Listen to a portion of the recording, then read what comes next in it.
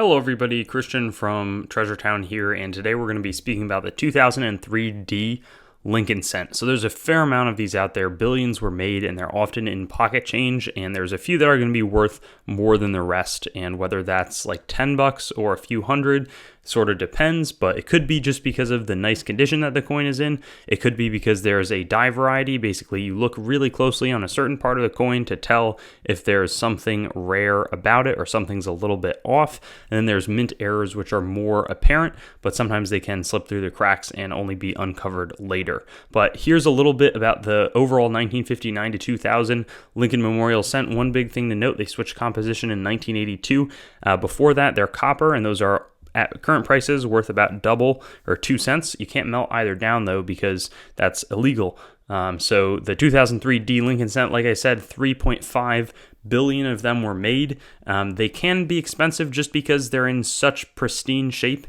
If they're mint state 69, so basically perfect coins, there's probably some super magnified little scratch on it that you could maybe find that prevents it from hitting that 70 out of the 0 to 70 scale. But if it's not going to come back mint state 69, you probably don't want to certify it because it'll cost probably $20 or so to do so on average. So, mint state 68 plus, it's going to be tough to sell something like that. But yeah, really, you're going to need a flawless one to make it be worth money just because it's in nice shape. Now, the ones where you want to look a little closer, here's a great example, the double die reverse. So this is the first one we'll focus on, but if you look at the lettering in E pluribus unum on the back of the coin, on a select few of them, you're going to find this double die reverse. Basically, looks like shelving, looks like the reverse is doubled. There's a little bit of an impression. Now, it's not as severe as some other ones, so the values are a little bit muted, but you can see it all through, especially the unum in the P, and then you can see also a little bit of doubling in the top part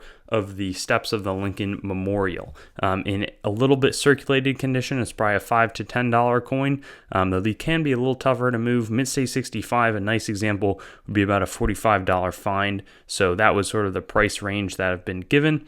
There's also a double die reverse where you're really just looking at the memorial for these steps. It's sort of doubled north. Often, coins that have the doubling in the lettering are going to be worth more than on the devices. Doesn't always necessarily shake out that way, but in this case, it sort of holds strong. And then there's some mint errors that I want to highlight. This sold for $150. Now, you're not going to get one of these in change, but it's still an important thing, and there are some versions that can be more findable, but this one was struck twice. It was broad struck, meaning that the collars that should have been holding the coin in were not doing so, so it expands a little bit more than normal. And you can see a little bit of the zinc planchet sort of coming through, less so here, but this one's also just sort of struck maybe 10%, 20% off center. It's a pretty rare for this to happen, but when there's billions made, a lot of stuff can slip through the cracks. And in this case, this one sold for $100. This is probably more valuable than like something in the 1970s or 80s when quality control might have been a little bit weaker. But yeah, that one sold for $100, and that's conceivable to get that back in change. And then this one is not as conceivable, sold for $460 back in 2007, where again, the second strike, there's a large impression that's totally sort of messing up the boundaries of the coin. But anyways, that's sort of fun. I think the mint errors are just fun to go over, but really focus in on the two double die reverses. Neither are categorized in the Phoebus Stanton listings in the FS or attributed by PCGS, but it's still there.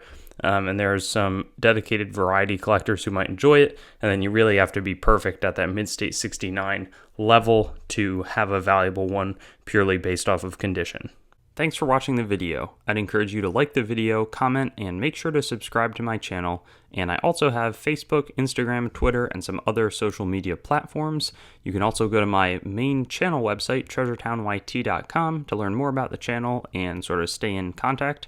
I also will eventually host all of these videos on coinsmetalscards.com, which will be both news, marketplace, and coin information. I do have the goal of eventually getting pretty much every US coin, date, mint mark, denomination on the channel with a similar video to the one that you just watched, and that will likely all be hosted there. And then I also have treasuretowncoins.com, which is sort of my coin dealing wing, coin dealing only entity that is a little bit less focused on content production. So thank you so much, and I'll look forward to seeing you on some of my other videos. I also have videos that are not just the date mint mark denomination recap in this format, so you can check some of those out, and I'll have fun seeing you there.